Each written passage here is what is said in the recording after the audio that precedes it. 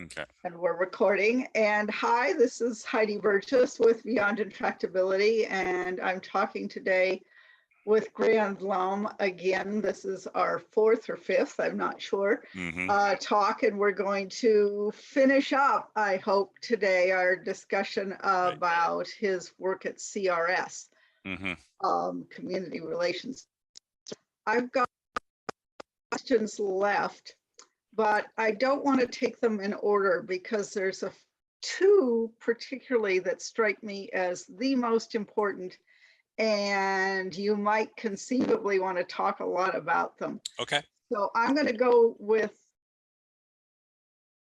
maybe I'll do two other ones that I really want to cover, and then we'll spend as much time as we want on the last two. The two that I want to cover, one is on social media. And I'll find with the second, which is on fake news. And I put those two together in my head because we've seen how much a problem social media and fake news is spread through social media and traditional media, how of a problem that's causing in the country overall in terms of building hatred and fear of the other. And I see this as just a key driver of racial problems. I'm wondering if you at CRS saw it the same way, and what, if anything, you did to tackle it. I think that's an important question. I think it's gotten even more important now than it was when I was CRS 10 years ago. I might take the question at two levels. One is how social media, I recently have been thinking about it as weapons of mass distraction and polarization. I use that line. I think it really captures it well. So I think there's one, what is the problem or the consequence created by social media in CRS kind of work. The second piece, and I think we talked about already, so I want to make sure, I want to cover the first one probably more, but the second one I'm happy to go into a bit more if helpful, which is how social media played a role in actually the CRS work when there would be misinformation shared. We can talk about that a little bit. We already talked about that piece, so I don't, unless you want to talk about something specific, I'll stick to the former first. Let's go. Yeah, I was thinking the former when I was writing the question. Yeah, I think it just it creates a more tribal approach even for people involved. If each side is getting getting information that's polarizing them, I can see it just leaving people less likely to want to engage whatsoever. Right. And less likely to even want to get together in person. And this is, at least in my time, it was pre-pandemic. And so I think it even changes it more, the people's desire to be in person here, because it's easy to be a cyber warrior now. It's easy to think of you're accomplishing whatever your goals are by attacking the other side here. And clearly, I think there are a lot of folks who think about how social media can bring people together. I mean, from my perspective, that's what I thought the beauty was, that you can connect to people all over the world. You can communicate, you can get, I think I was being naive at a certain point, thinking that social media would help reduce misinformation and disinformation. But clearly it's gone in its entirety the other way. So I think that, you know, for CRS's work, I want to say one thing that's somewhat counterintuitive. If CRS's work is a lot about race, it's a lot about community. Social media has helped shine a light on police and community relations, and so there's a benefit. I think it's made certain parties more accountable in a certain way. Okay, It, makes it, sense. now, if you're a police department, if you are a political leader, if you are part of a large civic organization, social media has heightened the scrutiny, has heightened the need to do something. So I think that's one thing that's good. I mean, Okay. it was very true. I've talked enough about the situations like Trayvon Martin, Michael Brown, and Freddie Gray. Prior to that time, conciliators would talk about how so few people showed up to these protests and rallies. What's different today is that people have the cameras and people are putting it on social media and it's going viral. So I think there is some benefit in that way, and you have a lot of communities who are very active and who care about these issues too. So there's been a new type of activism that has arisen as well. So I think those are all good things. But then there are some things that are obviously negative, that we are becoming more tribal. We're being pushed into our own sides more. It's easier to speak within your own echo chamber here, Right. and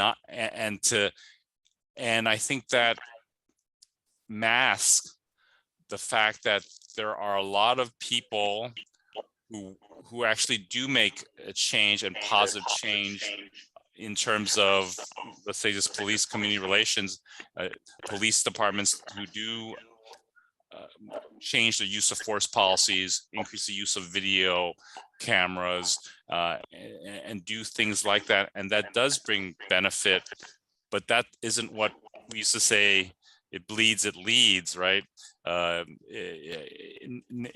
Right now, it needs to divide to lead, right? It needs to tear people apart. So I still think there are constructive stories out there that I think social media misses because of the drive of a certain kind of narrative here.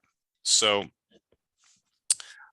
I'm concerned about a future in which we are increasingly divided, right? I mean, if you look at Pew surveys and you look at other surveys, the way we view our partisan difference, and you do a lot of this work, Heidi, is much higher. That to me is concerning. For example, so that may make it harder for people to do CRS type work here. I think there are going to be some challenges. I do think what's going on in the world makes for a greater call for CRS type work too. You need more people now to play that third party role. And if people aren't as good face to face, and they don't have the emotional intelligence, then having a mediator, a conciliation specialist, a mediator, a facilitator may even be more important to helping people find common ground, or just to listen to each other. I think in a place where I think people are wanting to see whether you're with me or against me, the ability to listen to people is harder because we want to show we're down with a cause, no matter what side you're with. I think there is some symmetry here, for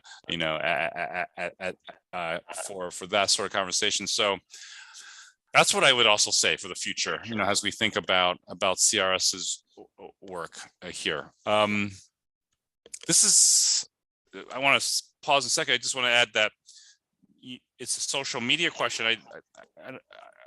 I would also talk about the technology perspective. We're talking on Zoom right now. You didn't do it that way when you did these interviews with the first generation of CRS folks.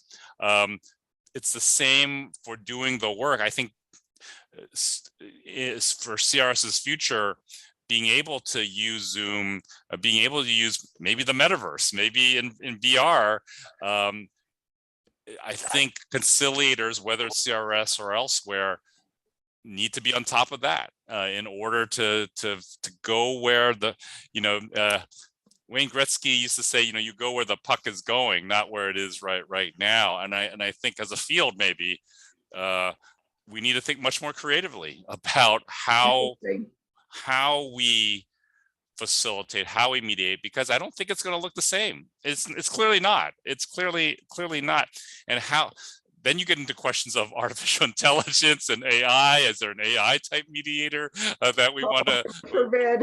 Yeah, I know. Good, and we might have. Who knows? But I think we need smart people in this field to think about it, to pioneer it too, if this field is going to adopt to the changes and not to be so far behind as well. So let me pause there and see where you want to take it. Well, that's funny because you have moved into one of my two essential questions. Right.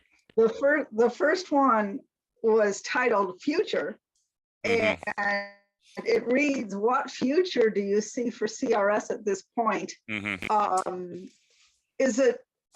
Is its funding and federal support secure from what you know, and is its mission staying the same, or is it being redefined? And where do you think it, maybe I should read the last question because it overlaps. If you were in charge, the title is Dreaming. If you were in charge, what changes would you make to CRS to make it stronger and or improve civil rights relationships and processes in this country? So take that wherever you want to go with it. I'll start with the first one. My understanding of the future is, and again, I'm not there, and so but I have heard certain things, and I'll talk about where I might think about in terms of where it might go and where I think it might go. First is I've heard very good things.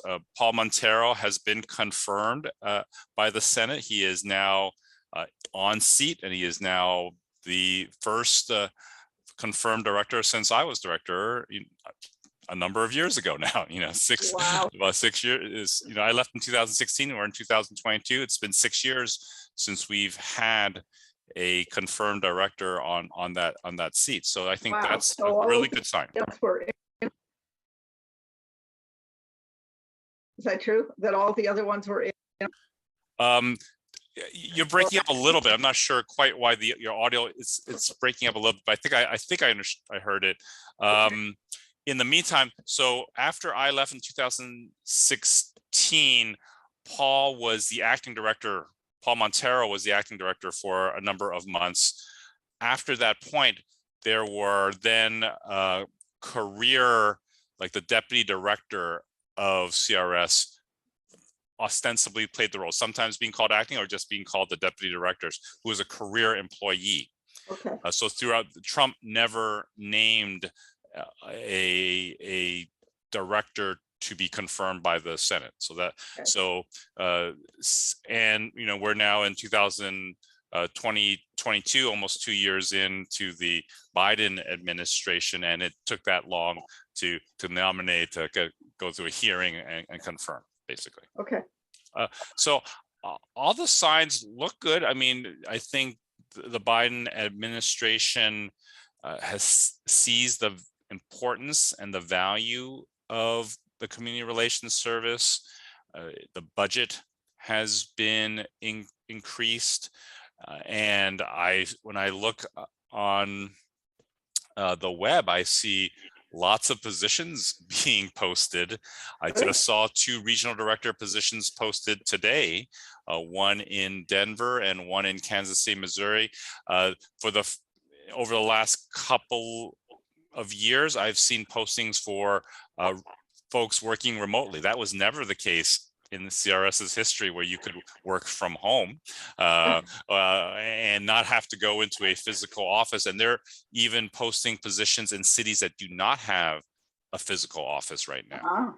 Okay. I think that's really good. If you're really going to serve the communities, I think you need people from that community who then build relationships there. So I think that's a really good sign, to have folks and to be a little original in how they focus on this. The sadness, and I think I've talked about this before, is that there's been an increase in hate crimes related to identity. Certainly the anti-Asian hate issues have increased exponentially in the last couple of years, and some research shows increase in hate related incidents for other groups as well. And I think CRS has a pretty important role there, given that that's part of its jurisdiction to respond and prevent hate crimes on a range of identity issues. So I think, it's one thing I've thought about a bit is CRS should both be focused on the flare up, right, what's happening, but it also needs to go to the underlying causes. I think that's something that you in your interviews have seen that tension over and over again. Yeah. I think it's similar to, you got to treat the heart attack, the sudden traumatic incidents, but there's also some underlying issues, long-term health issues, cancer type issues, where it's not, you've got to think about prevention. You've got to think about, what will really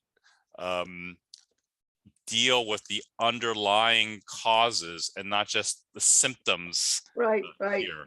And I really hope that that's where the focus on, and I think what I would, and this I think I would then, because I don't know everything that's going on today, but I think, I know there's a focus on increased hiring. There's going to be a focus on training and development of the new staff. You've got to have that, I think, and I think there needs to be consistency in that regard here. So, I think ideally, as we go forward, I do think it's important for the agency to really train and provide professional development, provide coaching to the conciliators. The challenge is that they are spread out, especially if they're working from home. They're going to be even more spread out around the country. And I think it's going to be important that they feel that they're getting support. And that there is a methodology, common methodology about the work. That isn't to say it should not be cookie cutter. I think you want to be able to welcome. It is both an art and a science. I think that's the case. But I think you need good mentoring. You need good professional development. I think you need good management, and I think you need good coaching to really make that well. And that's what and there have throughout its history. There's certainly been those qualities. I just would like to see it sort of more institutionalized and sort of with this incredible opportunity to rebuild CRS in a way that I think we haven't had the opportunity in the past few decades. This is an important opportunity to get that done well and to do it in a collaborative way. I do think let me stop you for a second. Why do you think there's more of an opportunity to rebuild better now than there has been over the last 3 decades? It's circumstances. I mean, partly because so many employees left CRS in the past 4 to 6 years. During the Trump administration, the number of personnel got reduced by about 50%. Wow. So a number retired, a number moved on. So part of it is the fact that it's dwindled down. Here's an opportunity as you grow back to then create the agency you want, the agency of the future that you're trying to create. So I do think it's important to have expertise in where the world will be, whether that expertise be in social media, the expertise in how to convene and gather people, in person. I don't think, by the way, I do want to clearly state there is a secret sauce in bringing people together in one place physically, and I would never want to lose that. And why go away from a strength? I mean, you want to Right. continually build on your strengths and Right. leverage your strengths. So even though earlier I said you need to go where the future is going, I think there's a benefit to not just in a two-dimensional way see the body language. There's a three-dimensional benefit in being in the room with the people that you are in conflict with here. For sure. And I would not want that lost. In a sense, I would want to double down on it. I would say that's what makes it's going to be even more special when you do bring people together. Right. Part of what's happening to all of us in our lives coming out of the pandemic is, well, I'm only going to do things that are really important in person, right? I may not travel for a conference that wasn't that interesting to me. I'll watch it on the Zoom. But for example, for family and friends, I will make the point of coming together with them. I do think something like this, if there are significant conflicts that are going on, it's important to bring people together, and I think CRS has a key role in doing that. And at the same time, thinking about the future, how do you leverage technology in the work, and what will the work look like in the future? It's very clear. For example, in court-based mediation, they would always do in person. Now there's been a significant movement to doing that online now. So the benefit is there is an access issue. It's hard for a working class parent to take off work if they're not going to get paid when they do that work. It's hard to bring your kids somewhere, or for younger folks, there's all that transportation time. So there is, I think, technology allows for greater access as well, and I think that will help. And people sometimes feel more comfortable, especially if they're a marginalized individual, or they're not as comfortable in a big fancy office. That there's a benefit there as well. I do think on a separate item, I do think there is going to be a greater need for folks who have access, who can liaison, who can be in dialogue with researchers. Like, what are the trends that are happening, and with cutting edge research on what works, right, to be evidence-based in this work as well. And so I'd love to see more connection with practitioners, people who are both who are practitioners and also who have some research cred as well. So I think pracademics is what they call it. I think there's a term I've heard. Pracademics is what it is. I do think having increased subject matter expertise it matters, whether that's for education, for law enforcement, for community issues.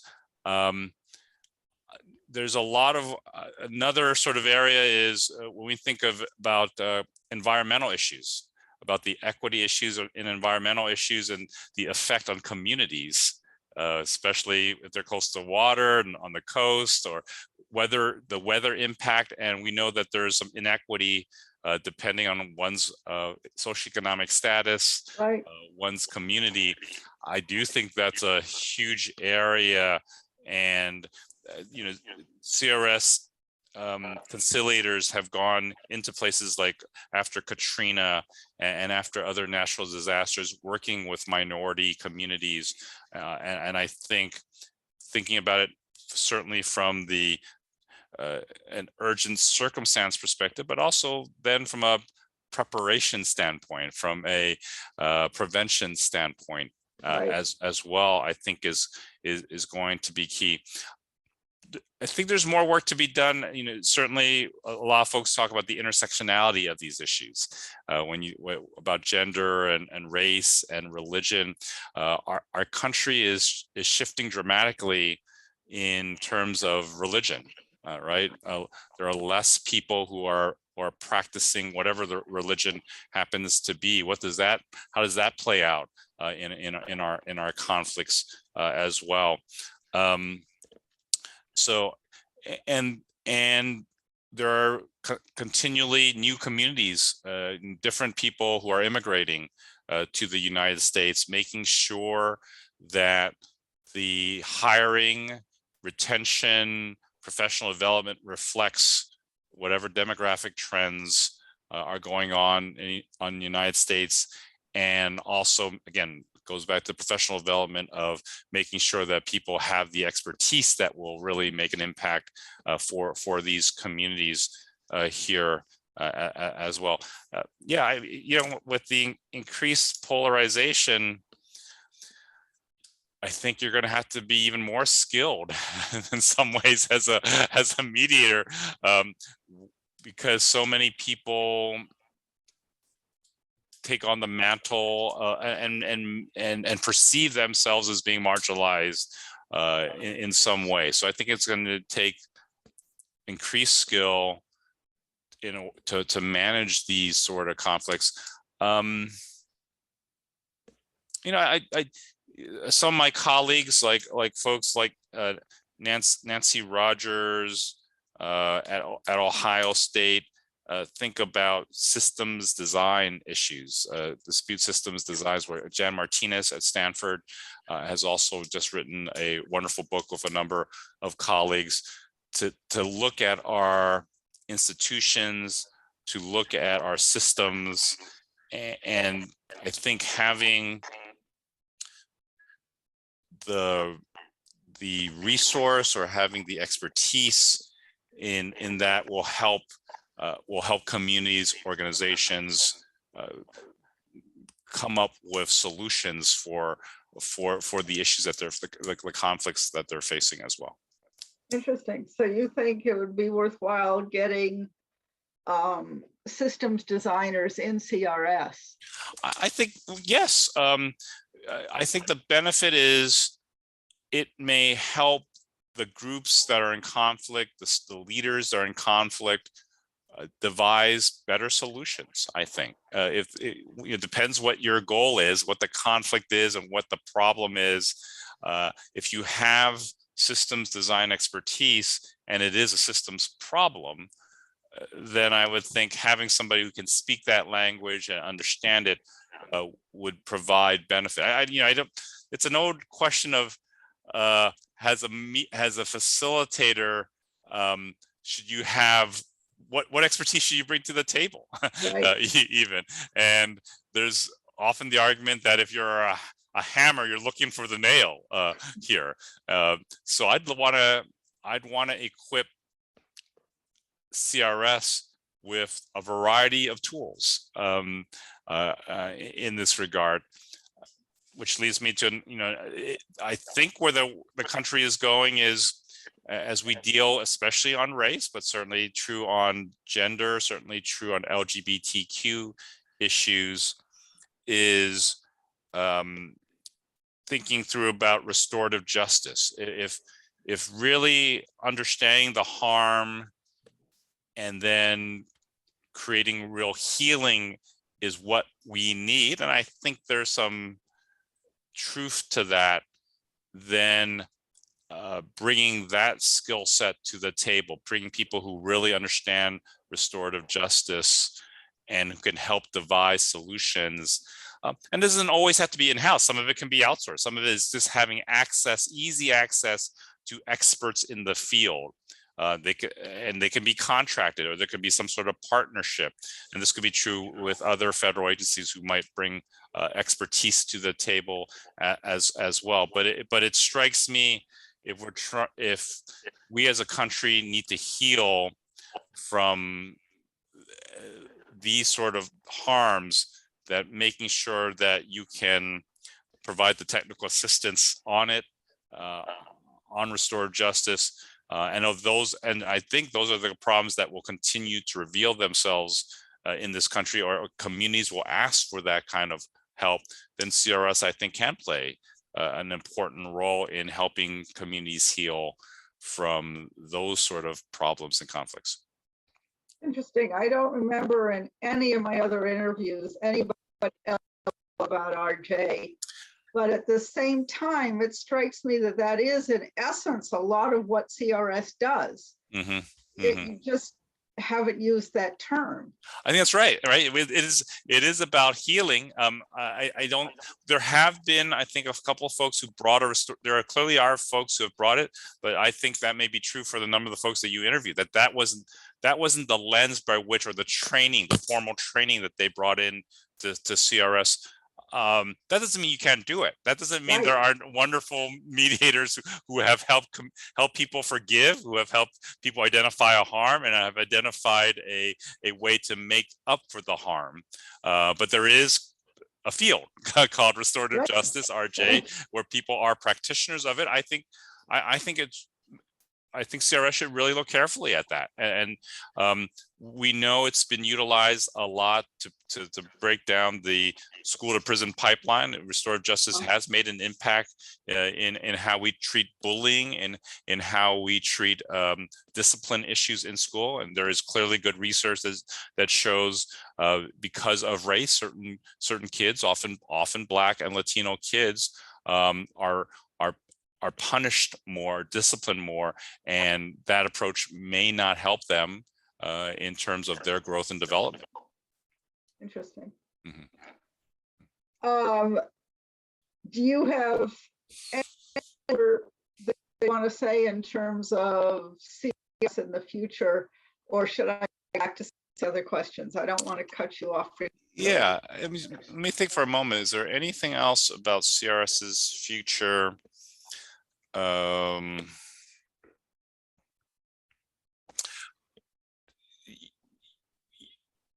lot of folks who used to work in CRS talked a lot about early warning systems and early alert, and regions used to put together, like, here's where we're at in terms of a level of conflict. I think something can be brought back on that. I think but I think that would be an investment in terms of using data, of getting a sense of what's going on in a region here. I do think that would be a significant investment, and I think it's well worth it. I think if CRS is really trying to help the country around issues of conflict, let's use the latest tools, latest technology in order to get a sense of where the hot spots are, right? To be able to be more predictive about it. Of course, you have to be careful. There are privacy issues. There are issues concerning that. But it strikes me that's something that I think was important in the day, and I think useful to bring back here. What has always differentiated CRS is that it's part of the federal government, and it gives it a certain cachet, a certain credibility when it brings people together. I do think there's a place for CRS to convene certain dialogues, right? If we're I'm thinking bigger here, right? If it can help facilitate certain types of dialogue to help this country heal, why not promote it, right? As a Department of Justice agency, why not model it for folks to see? We need that kind of voice in a time where it's easier to blame the other side, where it's easier to show you're on the to show that you're on the side of good rather than evil, or sort of thing, and rather than picking sides, really promoting CRS as there is an importance to listening, there is an importance to understanding, there's an importance to being at the table with someone who disagrees with you, and I think that's what CRS is unique in the Department of Justice. It's sort of unique in that way. Most of it's litigation, investigation. So I think bringing that to the forefront at a time when the country needs it, I think would really contribute in the future. I mean, I think we're right. You can be pretty pessimistic around the polarization of this country. Social media is a part of it. The partisan part there is a part of it, and living in more of a cancel culture is a part of it. So having an agency that really does focus on listening, understanding, communication, relationship building, trust building, I think sends an important message of what the federal government can do, and I would say should do as well. Totally agree. Mm-hmm. And I can see right there why your expert is going to be valuable Mm-hmm. in your next role. Mm-hmm. So that's very interesting. Mm-hmm. So going backwards, one of the questions that I skipped, you somehow you have a sense and you cover them. Yeah. But it was about mentoring, and the way I wrote it, I said that you've talked earlier about the fact that the people coming into CRS now tend to be more trained in conflict resolution than they were back in the day. But they still need, I hear from you, mentoring.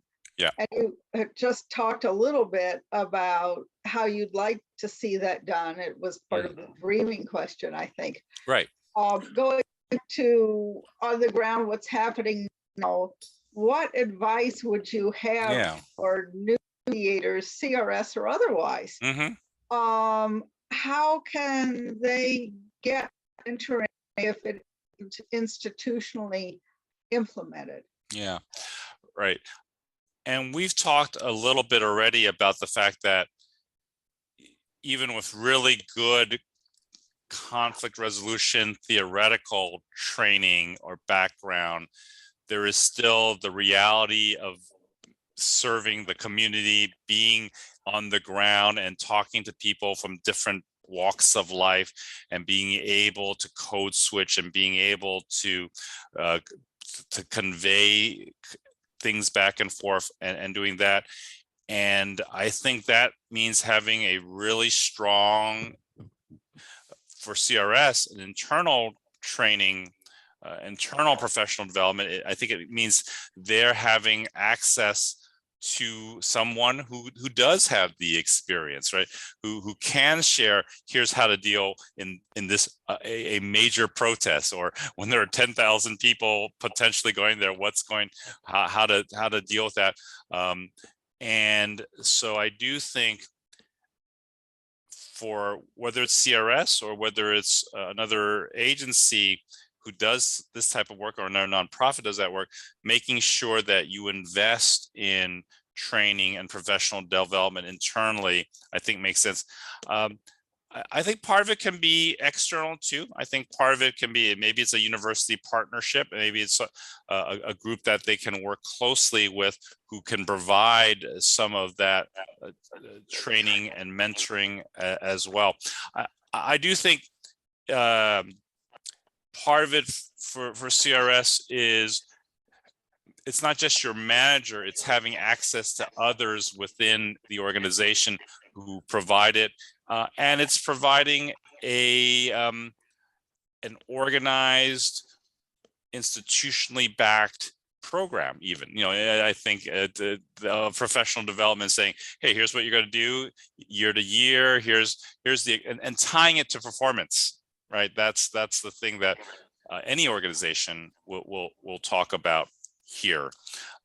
So I think the benefit is that we do have folks, I think folks who have gone through CRS, a number have then gone to academia or who continue to do the work. I do think trying to leverage those who have come before, I think makes a huge difference as well. Mm-hmm. Does CRS provide the opportunity for the new conciliators to work in parallel with old-timers, so co-mediating or facilitating, both let off on their own, or do you not have the staffing levels to? I think excellent question. I think the primary person historically has been the regional director, because they are in the same office. The regional director often has been a conciliator, often has a lot of experience. So that's important, that they have someone like that. I do think that you, especially now that we have more access based on technology, to be able to access others within the organization, to not have it have it limited to the manager, to the regional director here. So I do think more can be done. And historically, what you identify has some truth to it. There's just budget constraints. It costs money to fly people out. It costs money to have more than one person on a case. Right. So if you could get more budget, I would absolutely say that folks who are newer or new to the agency should be working with other partners for their first couple of years. Even when I started in this work, I did not start with CS, right? So I started with the Conflict Management Inc. I got to work with a lot of different senior people as a junior person. It gave me some of it. Some folks I said, "Oh, that's incredible. I'll do that." And other times I'd watch something like, "I don't think I would do that." All right. So you made your own decisions, but we had a methodology. But of course, different people can have within a methodology, can still be implementing it in different ways, maybe approaching it different ways. Yeah, and there may be a difference between the mix of facilitation, mediation, training, coaching. I mean, there are all these tools that one can have here. So I appreciate that you raised that.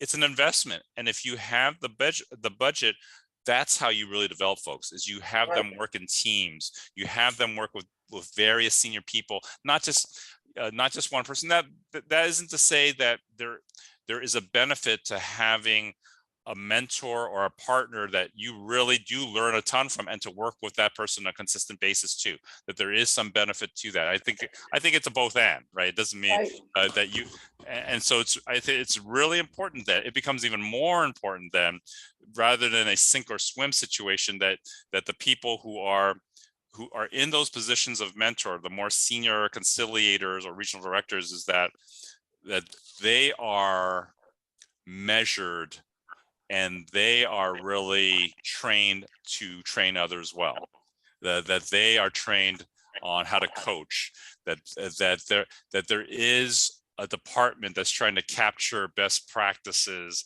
that's creating a methodology for the organization as a whole. And again, I'm not trying to create a McDonald's assembly line here. I'm just saying that there's a way in which you need to capture best practices and to capture diverse ways of accomplishing the same thing. And not to say this is the one way to do it, but here are a couple of ways. Here are three different models, and depending on, unless we can discuss in what circumstances training makes more sense, or in what circumstances mediating makes more sense, or how do you, from a systems or a big, a more of a change management perspective, how do we see the next 6 months with this client?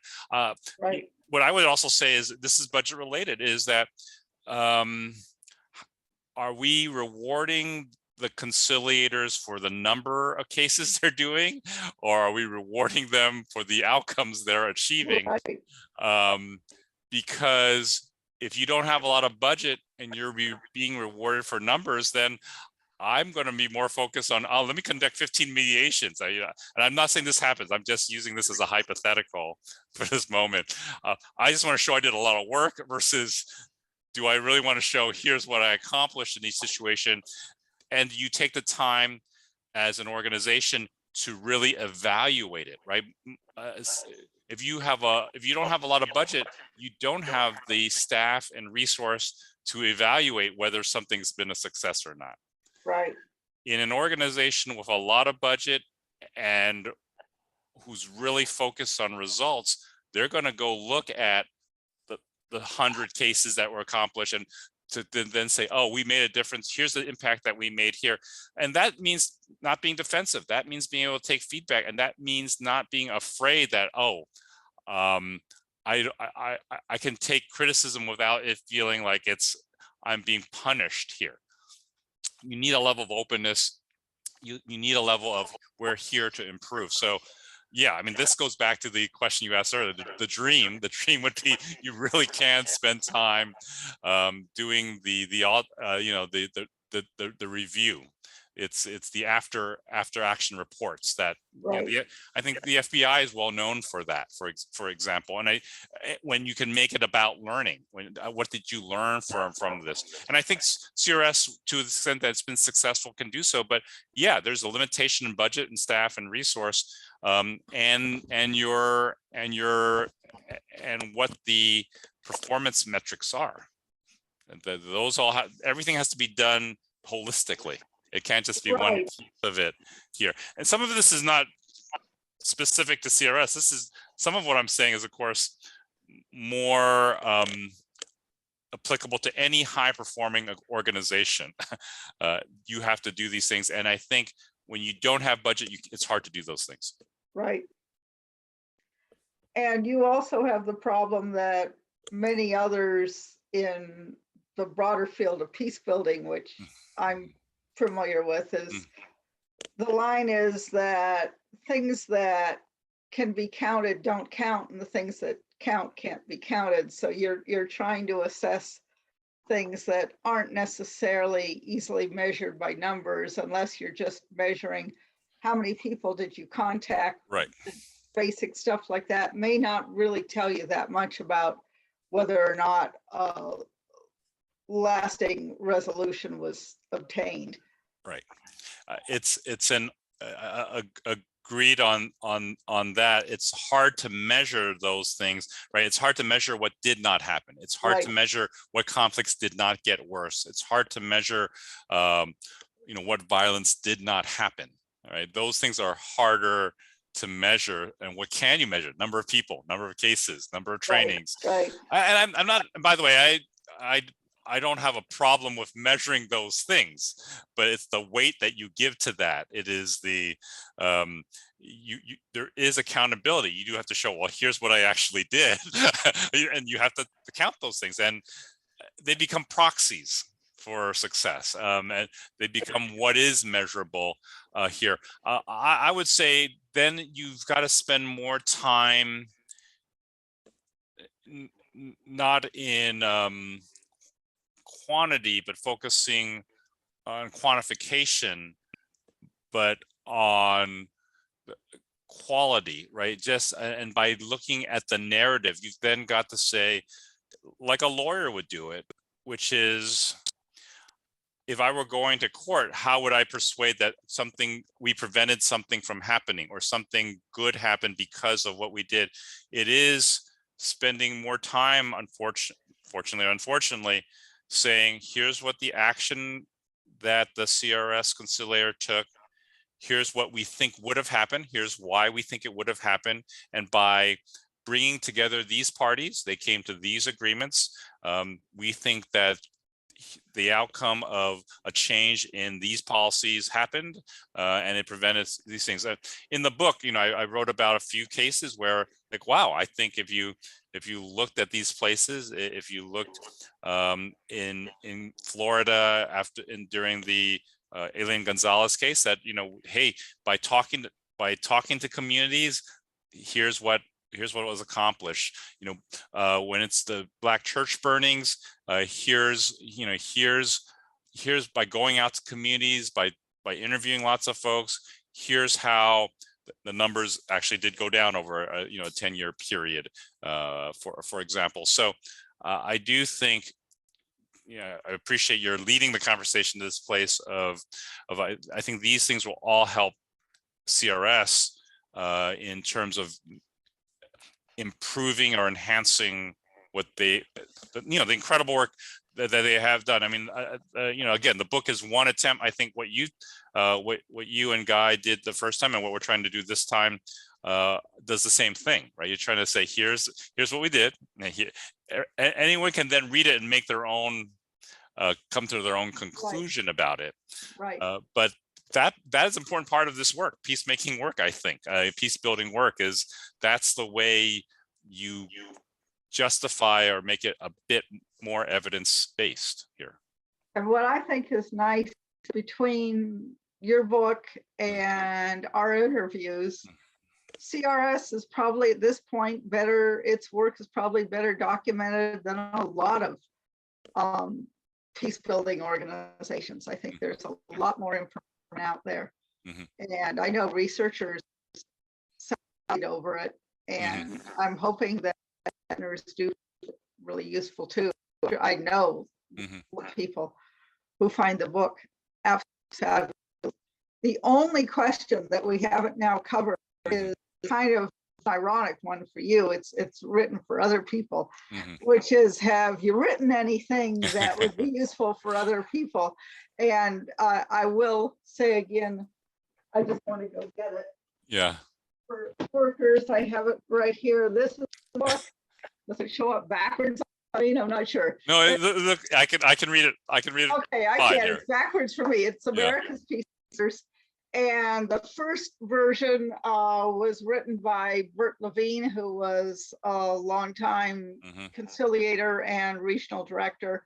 And then the second edition has a bunch of chapters that were added by Grande, and anybody who is watching the video, they ought to read it.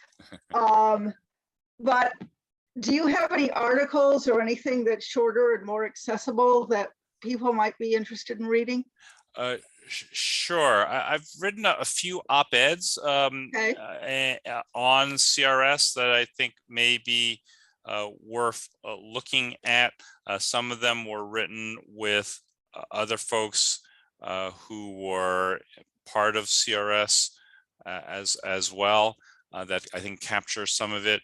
A portion of one chapter of the book was published prior to the book's publishing.